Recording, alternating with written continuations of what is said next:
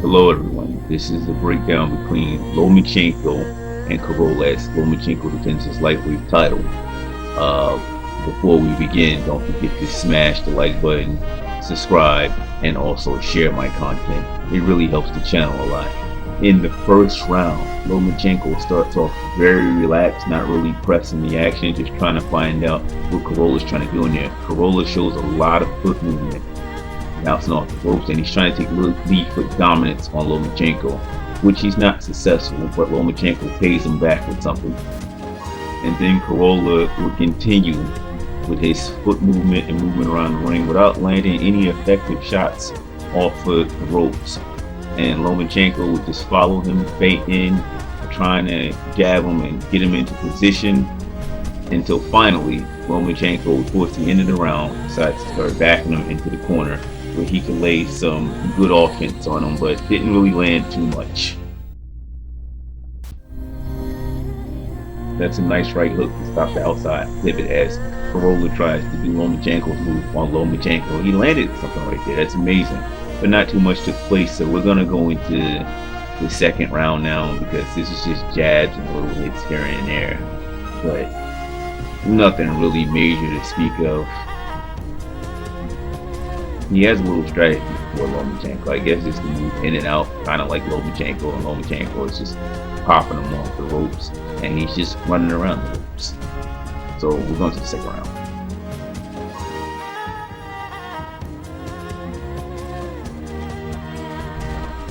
Alright, round number 2 starts, and let's kick this off from a whole new angle they got.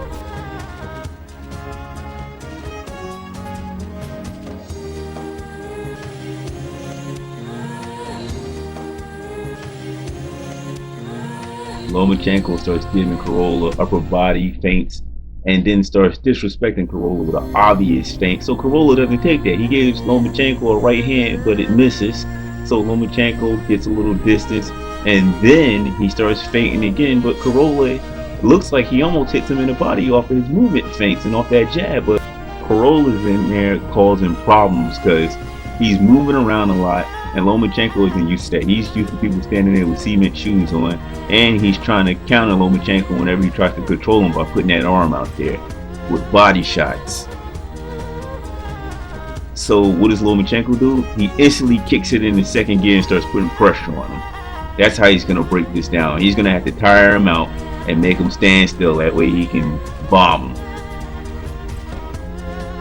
But Corolla fights back. With this strategy, it's two things that can happen to Corolla. He could get caught up in Lomachenko's game, and if he ain't got the proper conditioning, he could tire himself out by trying to fight pound for pound, or should I say blow for blow, with Lomachenko, who's used to this high rate of pressuring people, and he can start making mistakes, which could lead to disastrous things in there. As Lomachenko was caught him with a left. But look at the pace. Look how fast this pace is going for these guys. If you don't train for that, I advise you not to do it. You might want to bring the guy down to your level by holding and stuff like that. But Corolla is game to go out there and fight Lomachenko at this pace that Lomachenko is setting while putting pressure on this guy. No good could come out of this. He's tiring from throwing all those punches with all that action, foot movement. So now he's standing in front of Lomachenko in the corner. He comes out, he's shooting punches without grabbing or distancing himself after he throws the punches. He's right in punching range, right after he gets done punching. So Lomachenko was just wearing him down. On this level of boxing, when you throw a shot, you got to take your head off the line. You got to grab your opponent. You got to do something. You can't just throw a shot and stand in your opponent's punching range. That's a recipe for disaster, for ruin. Tired, back on the ropes, taking shots. This is a bad position for Corolla. So he spins off, and when he spins off, he doesn't make proper space by putting his hands out there. And when he backs up, he's keeping his head on the line for Lomachenko in one spot all the time.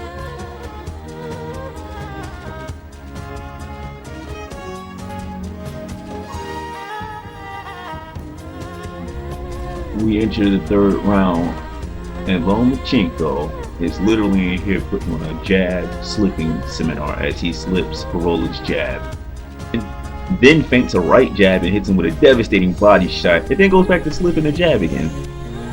So Corolla's at a point now where his jab has been taken away from him, and he has to go gamble and just rush in and attack Lomachenko. Let's see how that goes. It's becoming apparent what Corolla's strategy is in there. He's trying not to remember his kids or even where he put his car keys at with this strategy. Oh, Lomo hit the move. This holds a great significance in the fight because earlier Lomachenko was trying to hit that move and he couldn't because of Corolla's erratic movements, and also Corolla was trying to land the same outside pivot on Lomachenko. In the third round, 40 seconds into it, actually 2 minutes and 20 seconds on the clock, he hit the outside pivot, who was stopped by Lomachenko straight left. And he also did it many other times, but I can't remember at this point. So let's just continue on with the film study. So after all those feints and changing levels, Lomachenko started putting the pressure on him even more, landing vicious combinations to the head and to the body. Corolla will have his moments, but few and far, as the pressure continues to round 3. Lomachenko demonstrating some of his go-to movements on Corolla. Look at that head control. Got to control your opponent. Now he's applying the pressure with a jab, backing him up to the ropes. How does Corolla escape? He uses head control. Now he backs him up to the ropes and he lands a volley of combinations. Jesus, a long time I had to edit some of this with like a visual effect. Yeah, I can understand how he made that mistake thinking he won the fight. That was a long time, a lot of unanswered punches. That's not the Secret Service in there, that's the boxing commission to let them know that the fight is still going on. The referee is counting. The third round continues, the bell rings, so we go into round number 4, the final round. Already on borrowed time, Corolla is in there with Lomachenko. He's trying to survive at some point in the 4th round. Lomachenko starts to beat on Corolla from one side of the floor to the other in the ring, like a bookie in a speakeasy in Chicago back in the 1920s. He's being mugged in there with no help from the referee. The referee is just watching this man get his brains beat out of him, not stepping in. I don't know what the referee was looking for. And this is basically the end of the fight. Corolla never recovers from this. It's lucky he didn't go to the hospital. If you heard his backstory, this man is amazing, but this wasn't his night. And down he'll go. Mandatory challenger, and does so with ease. Again, you see Corolla, he's bent over that front foot. He doesn't see this shot coming. Hits him high in the head, just above the ear. Until the end, I gotta go.